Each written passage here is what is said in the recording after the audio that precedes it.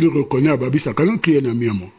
Donc, il est expert en tout, en finance. Vous avez dit qu'il n'est pas qualifié pour dire que le président doit être candidat ou pas. Je veux dire, si un citoyen, n'est-ce pas, et encore il faut que ça soit conforme à la loi fondamentale de notre pays, veut s'exprimer en disant tel ne peut pas être candidat, il faut qu'on nous dise pourquoi il ne peut pas être candidat, mais est-ce que c'est le temps de disqualifier le candidat potentiel d'un parti? Je dis non. Je dis qu'un citoyen, comme Armand vient de le faire, est libre d'aimer ou n'est pas aimer la politique telle qu'elle est faite jusqu'à présent, de critiquer même en faisant croire qu'on est dans l'enfer ici. Mais reconnaissez le droit, Paul Biya a tous les droits citoyens d'être candidat s'il en avait envie de continuer. Et nous, sa famille politique, nous sommes libres d'avoir un candidat qui ne vous plaise pas. Venez nous battre dans les urnes. Arrêtez un peu de faire de vos plateaux de télévision, des radios ou des médias ou votre copinage universitaire le centre de la terre. Laissez la majorité des Camerounais qui sont moins diplômés que vous, merci, mais qui sont libres d'exprimer leur vote, qui, à 72% de voix, a confié la gestion de ce pays au président. Donc, je n'ai pas dit... Je ne vais pas vous suivre dans votre mépris. Vous pouvez contester ce que je dis, mais le dire avec un minimum de respect pour ma personne. Bien sûr, ce que je fais depuis. Non, Hervé, soyez moins méprisant et moins arrogant. Non, je vous en prie. C'était arrogant. Votre propos était très arrogant. Faites la critique, mais en étant pondéré et mesuré. Je vous en prie. Vous allez reprendre la parole. Non, je termine mon propos. Vous reprenez la parole. Je voulais juste qu'on s'entende sur quelque chose. Quand quelqu'un a la parole, on l'écoute. Si quelqu'un a un problème de notes, on vous apporte du papier, vous prenez les notes pour pouvoir répondre après. Donc, est-ce que ça vous convient? Ça convient à tout le monde? Oui, bien sûr, parfaitement. Tout ce que je demande, c'est la pondération et la mesure dans le propos. C'est compris. On y va. Vraiment, on a pris l'engagement d'avoir un plateau qui est sérieux, où tout le monde parle, on l'écoute. On ne va pas rentrer dans les... Je crois que le problème... Je ne vous ai pas encore envie de donner la parole. Je voulais qu'on tombe dans... Éteignez votre micro avant, s'il vous plaît. Merci beaucoup. Hervé, chutez. Merci. Je crois qu'Armand a un problème. Il a un problème, il a tellement de casquettes dans la médiasphère, la sphère médiatique, qu'il parle à la fois comme porte-parole d'un parti politique, le PCRN.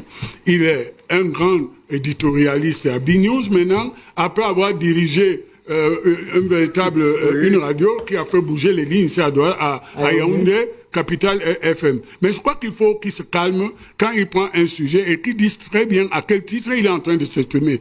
Il nous refuse le droit de défendre mon candidat, mon président, mais tu te prends pour une agence de notation ou quoi? C'est pas à toi de dire qui est éligible ou pas à l'estime des Camerounais, ce sont les urnes qui le disent. Et ce n'est pas méprisant de ma part, Armand. Nous respectons les uns les autres. Ce que j'ai dit de Babi Sakana, pour qui j'ai beaucoup d'amitié et de respect, c'est que il le sait, ce n'est pas lui qui crée la norme en politique. D'accord. Il est spécialiste des questions d'ajustement, c'est bien, on le reconnaît, ce truc. Mais qui nous laisse avoir le mauvais candidat que lui ne votera pas, mais il va respecter le vote de la majorité claire. Donc, je pense, donc, en conclusion, que ça plaise ou pas à Armand, Babi Sakana n'a pas à dire qui est candidat et qui n'est pas candidat. Nous sommes dans un état de droit et surtout qu'un candidat qui a la confiance de l'écrasante majorité, je trouve que c'est prétentieux.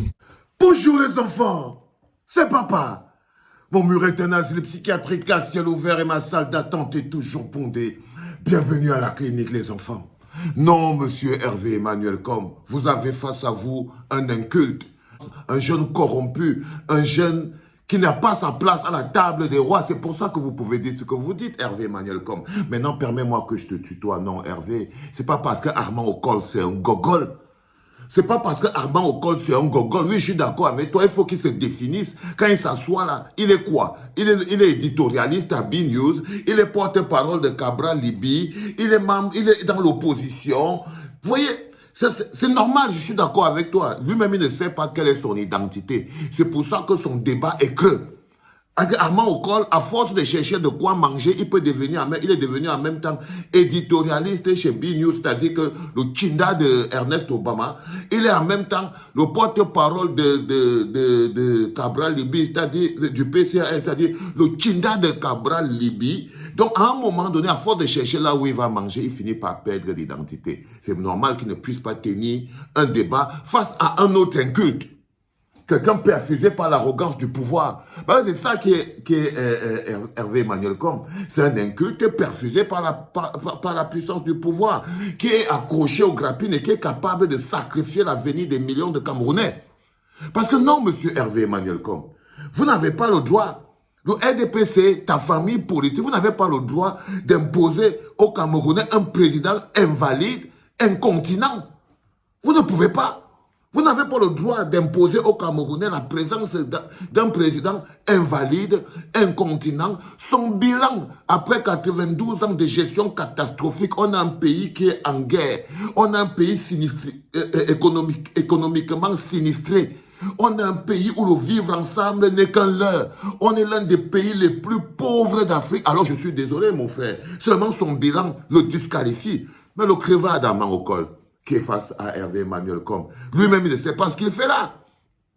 Lui-même, il ne sait pas ce qu'il fait là. Un mec de 92 ans, un incontinent, qui est myope, qui est sourd, presque aveugle, qui ne marche plus, qui ne tient plus, qui ne réfléchit plus, qui ne peut plus faire la différence entre la pilule rouge et la pilule bleue, seulement de manière cohérente et logique. Il n'a plus le droit d'être candidat à l'élection présidentielle d'un pays de 27 millions d'habitants. C'est scientifique, c'est l'école, c'est logique, c'est le corps. Seulement le corps et la perception, vous ne veut pas. Et sa famille politique pense pouvoir l'imposer, c'est que cette famille politique n'a aucun projet de développement pour le Cameroun. Mais est-ce que vous pensez que la tête vide qu'on appelle Armand Okol, il connaît quelque chose pour parler des choses comme ça? Non, il a assis à face d'un autre gogol qui est en train de se foutre de sa gueule. Qui est totalement en train de se foutre de sa gueule. Mais pourquoi? Parce qu'Armand Okol n'a pas de profil. Il n'a pas de profil. Rampant, ce n'est pas un profil. Rampant, ce n'est pas un profil. Les gars, je suis désolé. Ramper, ce n'est pas un profil. Du coup, ce sont ces jeunes vides, faibles, émasculés, sans le moindre coffre ni contenu. Pareil de ça qui sont. Armand Okol, c'est un jeune vide, faible, sans le moindre coffre ni contenu, qui se retrouve là aujourd'hui et il se fait ridiculiser par un autre incompétent, arrogant. Mais il n'a pas le moyen, il n'a pas l'énergie du peuple dans son corps pour dire que non, vous ne pouvez pas imposer au peuple un homme de 90 ans, 42 ans de pouvoir, dont le bilan l'amènerait en prison. Et que le bilan de Paul Biya l'amène en prison. Même pas que ça ne l'enlève pas seulement du pouvoir, ça l'amène en prison, M. Hervé Emmanuel Combes. C'est ça que Armand Okol devait te dire que non, le bilan de Paul Biya seulement l'amène en prison. Il faut que ce soit clair dans ton esprit. Allez les enfants, c'était le tout premier podcast en direct de la clinique. C'était papa.